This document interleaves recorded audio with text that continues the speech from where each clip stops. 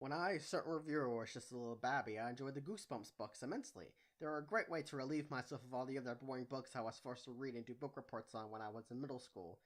They were honestly what got me into fiction in the first place. It was a great way just for me to explore these different universes of different, scary stories and all that. Just a great read. I really loved them. Everything about the books drew me in as a tiny child. The titles, the covers, the colors. I mean, look at this. If that doesn't get you interested, I don't know what will.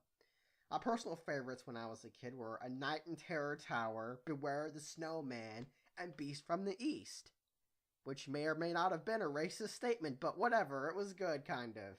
But later on, the Goosebumps books got a live-action TV series, and it wasn't really great, since making a book with over 100 pages into a single 24-minute episode experience isn't the best decision to do for a TV show, you know? But the overall cheesiness and comical acting and sometimes terrifying monster designs made up for it. Well, terrifying at the time, of course. Now they're just kind of dumb and stupid looking, but whatever. It's Goosebumps.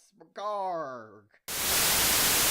So the TV series is fine for what it is. It's a great nostalgia thing, I guess. If you want to laugh at something dumb when you're drunk, hey, Goosebumps TV series, the best thing in the world. But there was another series called The Nightmare Room. When the lights fade and the moon rises, anything can happen. The world becomes a carnival of shocks and chills.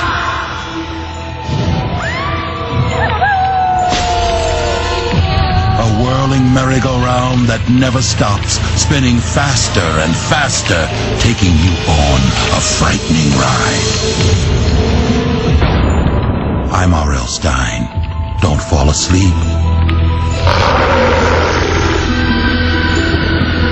Or you may find yourself in the Nightmare Room. Which was basically the newer Goosebumps at the time.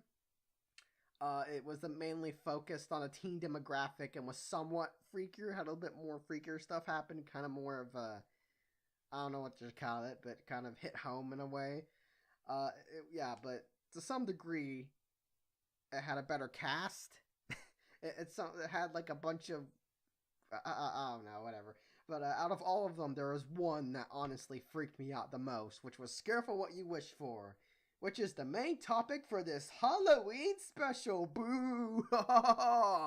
Just like the other 90% of the population on Earth, I find dolls to be extremely uncomfortable and creepy. Yeah, puppets are creepy too, but there's just something about dolls that just make me fart uncontrollably. Also, when I'm stressed and scared, I fart very, very badly for some reason. It's like my stomach decides it wants beef stew for dinner and starts brewing at my underwear, you know what I'm saying? But yeah, let's not talk about my inner bowel syndrome right now. Let's talk about the Nightmare Room, Scare for What You Wish For. But yeah, Shia LaBeouf is moving on to high school, and he's getting ready to celebrate for it by getting rid of his toys that are unqualified for a high schooler, I guess. I mean, why not just keep the sentimental values? I still have some of my old toys. Besides, the longer you keep them, the more they can be sold for. But I don't know, I never went through the whole too old / trying to grow up phase of school where you're trying to be an adult, but you fail at it and you're really cringy at doing it. But I never went through that. I just wanted to be a kid. So we see the mother watching a video of Shia LaBeouf's 7th birthday, which totally won't be a thing later.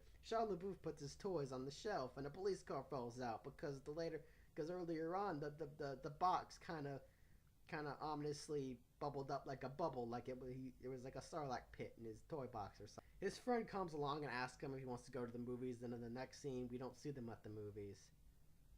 Hey, you want to go see a movie? Oh yeah, cool. What we gonna see? Okay, whatever. So now Shia LaBeouf runs into this small child that looks a lot like his toy buddy. I like to play. You know what? I'm sure you like to play, okay? But I'm too old to play with you. So why don't you go play with some other kids your age, okay? Come on, guys. What the heck, Shia LaBeouf? You didn't have to be such a jerk. You just wanted to play. Baby child put strawberry jam in his friend's sandwich, which earlier on in the scene we discovered he was allergic to, but I guess the strawberry jam made him faint. I mean, he's allergic to it. I would think you would break out, or after you ate it, you would grab your throat and gasp for air, but I don't know, I guess being allergic to something just makes you faint, whatever. Then Buddy confronts LaBeouf once again, but before then, he had messed with his girl that's a friend, and he made her fall off the ladder or something and almost die. guess. I mean, it was kind of a not really a tense situation, but whatever. But yeah, Shia LaBeouf goes after his toy Buddy, and then LaBeouf runs after him, but Buddy's character model loaded out of the level, so we didn't catch him in time. We see LaBeouf visit his room to find Buddy, then he violently rips off Buddy's head and just kind of hits his corpse against the bed. I mean, at this point, you should just assume that some type of magic or spirit is possessing the doll, but I mean, why not just burn it or something? Not just pull off its head and slam it against a soft surface. So Shia LaBeouf gets therapy because his mom has been noticing how reasonably odd he's been acting. You know, talking to dolls, blaming things on dolls. So he goes to the therapist and they put him outside while talking literally behind the door while barely whispering. LaBeouf encounters Buddy yet again, but this time Buddy repairs his neck, sort of, kind of, not really. Then LaBeouf locks him in the room he was sent in, instead of actually overpowering him, since, you know, regardless of Buddy being a demon doll, it's still a child. So, yeah. But surprising, it turns out Buddy turned back into a doll, making him look even more crazy. So LaBeouf goes to his room, lamenting in his inner torment while his mother is preparing his graduation party. He gets up and confronts Buddy, tells him he's too old for him and stuff anymore, and Buddy turns back into a doll.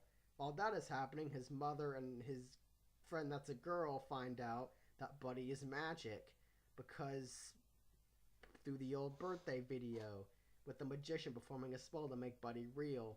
Yeah, it may not look convincing to you, but shut up, it's magic. If Inokentius can melt door handles, not an entire apartment complex, then anything is possible.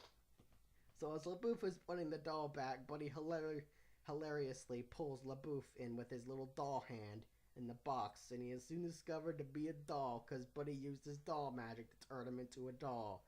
And yeah, that's the end of Careful what you wish for. There were no wishes involved, but okay, I guess it's kind of going with the birthday theme, but it wasn't really his birthday, but okay.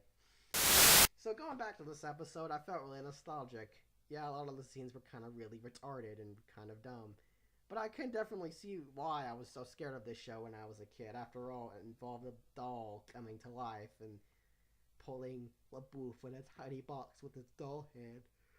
Of course, now it makes no sense because a doll's hand shouldn't have any strength behind it because it's just a doll made of plastic and stuff. But whatever, this birthday magician, turned him into a baby, into like a boy. I guess made him have super strength, I don't know. But yeah, the whole moral of the nightmare of this episode, I guess, was to not, like, get rid of your toys, because that's what the creepy guy said at the end. Childhood can be a magical time when birthday wishes really do come true. But eventually we grow up and put our toys away. That's what Dylan Pierce tried to do. If only he'd stored them somewhere else and not in the nightmare room. But, I mean, it kind of made no sense. Like, should I not? I guess if I get rid of my Mr. Lion doll, it'll just turn it. Actually, that would be kind of horrifying. If my Mr. Lion doll got turned into like a tiger with one eye because one of his eyes is ripped out. But yeah, whatever. It was a pretty cool going back to this episode. I didn't watch any others because, you know. But yeah, I really enjoyed doing this sharing my little inner turmoil of, you know, being scared of dolls and all if you could poke fun. I mean, certain reviewers scared of dolls, but I mean, come on. I mean, they're freaking creepy. If any movie at least knows what to do, is to use dolls in every game, because every game and or movie uses the two things. They use either mannequins, which are also kind of creepy, and they use dolls, which are equally, or if not more, as creepy as mannequins. Even though mannequins are kind of a little bit more creepy because they're human size, and yeah. But yeah, I enjoyed doing this Halloween special. Hope you guys enjoyed this. I thought it'd be a fun thing to do before I get to the review.